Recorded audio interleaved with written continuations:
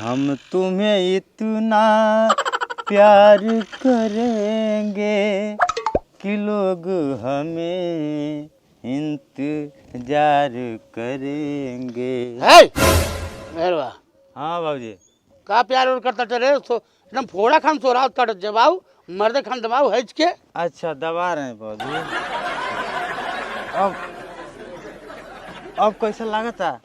हाँ और जोर से। ए ढेला का के हो? लोन वाला। हाँ बाबू बोलो। आराम से या सुतल वाला लोन काहे नहीं भरला?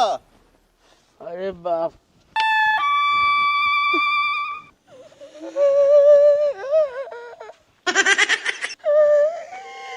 ए रोवत काहे वाला? चुप आ जाइए बाबूजी। तू कौन लोन वाला हवा? बंदर बैंक से हवा, सुंदर बैंक से हवा, गोल मटोल बैंक वाले हवा? गोल मटोल बैंक। गोल मटोल वाला भर लेना बटी का भाई? ना अबे नहीं का भराइल।